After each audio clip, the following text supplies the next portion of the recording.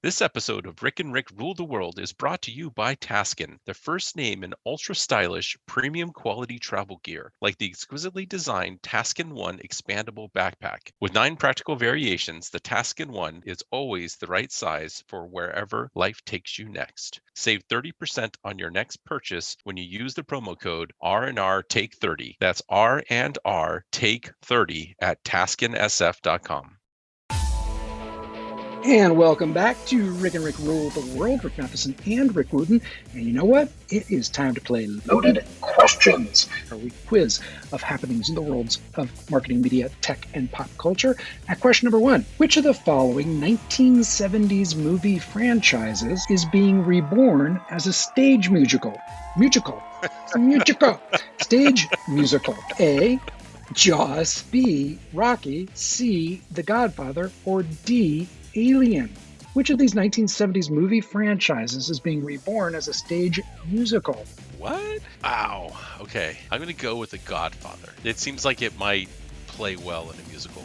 Totally. I think Rocky or The Godfather would be actually great musicals, but no, the answer here is A, Jaws. So according to Gizmodo, a Jaws musical called Bruce is set to hit the Seattle stage in 2022. Apparently it was supposed to come out this summer, but it's been rescheduled due to the ongoing pandemic. It sounds like it's actually a retelling of the making of Jaws. We've talked about how Bruce is the name the filmmakers gave to the pre-CGI era mechanical shark used to film Jaws. The synopsis for this stage musical, Bruce, reads, quote, while invading a sleepy fishing island off Cape Cod to shoot on the open ocean, the filmmakers face several challenges, including weather, water, hostile locals, an exploding budget, endless delays, and a highly dysfunctional mechanical star named Bruce to bring Spielberg's vision to life in what proved to be one of the biggest success stories in film history. And then this was news. So Gizmodo mentions in this story that there actually was a stage musical based on The Evil Dead back in the early 2000s. I'm sure it was a bloody good time for all. I never heard of that. Nor did I. Now, while you've been talking, I looked it up, and there was a Godfather musical. Did you know that?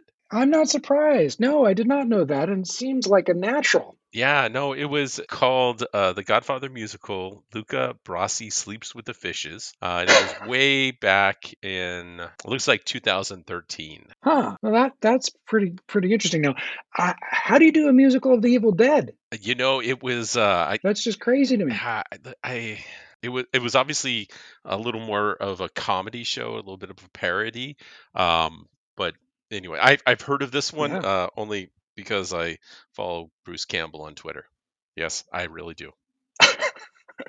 I could actually see Rocky being a pretty good musical too. We did a story on the show a year ago, before the pandemic, about the high school students putting on Alien as a stage show. Do you remember that? I do. Actually, I do now that you say that. Yeah, and they did video of it, and it was pretty impressive. But I don't remember. I don't think it was a musical. But damn, I would have loved that. Could you imagine, like, if you were a theater geek in high school or something, and your teacher's like, "Yeah, I thought we'd do a stage version of Alien." Awesome. Here's the plot for Evil Dead, the musical. This is straight from Wikipedia, by the way. The musical takes creative liberty with the plot lines of the movie, mixing together the characters and concepts of all 3 movies. That's right, by the way, there are 3 movies: Evil Dead, Evil Dead 2, and Army of the Dead or something. Army of the Dead. Thank you. Mixing together the 3, as well as changing sequences for the sake of stage and comedic intent. So Hmm. again, it was a take on it. It was a spin, and from a couple of the scenes I've seen, it looks like it was hilarious.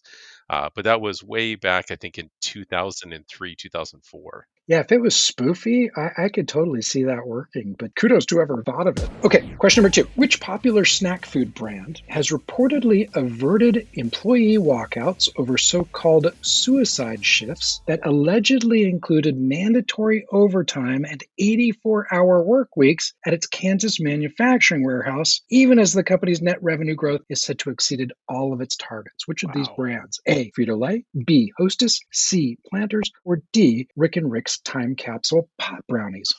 Which of these snack brands barely averted these employee walkouts over at least allegedly bad working conditions? I don't know this one. I'm literally just gonna guess Frito-Lay. Answer is A, Frito-Lay. You are correct. So, according to the Washington Post, Frito-Lay workers ended a 19-day strike in Kansas with a contract that guarantees 1 day off per week. Whoa. And a 4% raise over 2 years, which, I don't know, to me that seems not unreasonable given that apparently Frito-Lay made $4.5 billion in the second quarter of this year and accounted for 23% of PepsiCo's revenue. Now, for the record, the company also says the workers' claims were grossly exaggerated, but I don't think this is good for the brand. Exactly. Now we're talking about the money that they're making. These type of commoditized industries like this, there's a lot of price pressure. Now it may be a little bit different right now with COVID and the limited supplies and all that, but they do make choices like this, which I agree with you is not a good thing. It is not good for the brand, and they shouldn't be doing it. But there's a little more to the story than that.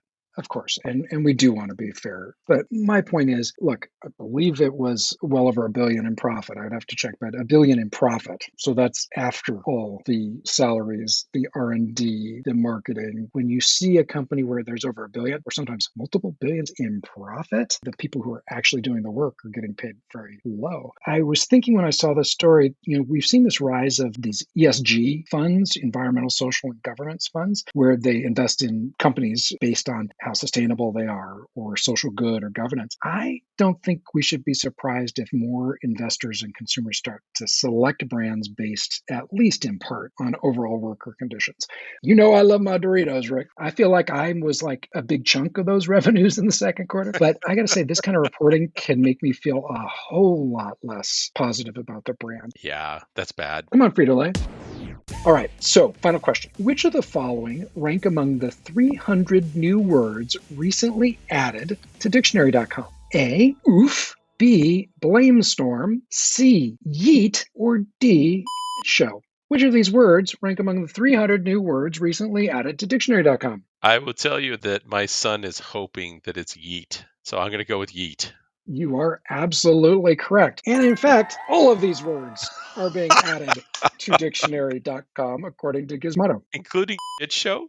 Show is being added to dictionary.com. Wow. So oof, that's OOF, is an exclamation used to sympathize with someone else's pain or dismay, or to express one's own, as in oof, inserting a bomb to the base of King Shark's neck must have been quite the trick since he's impervious to bullets and just about everything else. Blamestorm. This is the process of assigning blame for a negative outcome or situation, as in there's always a blamestorm that happens after a character is murdered, and the selfish family in Knives Out is no exception. This is a word, Zaddy. So that's daddy, but Z. So Zaddy. Get this. A Zaddy is apparently an attractive man who's also stylish, charming, and self-confident, as in Rick and Rick are the perfect hybrid of daddy and Zaddy, which would be awesome news to us, since it seems like we're usually called sons of Beethoven or some such.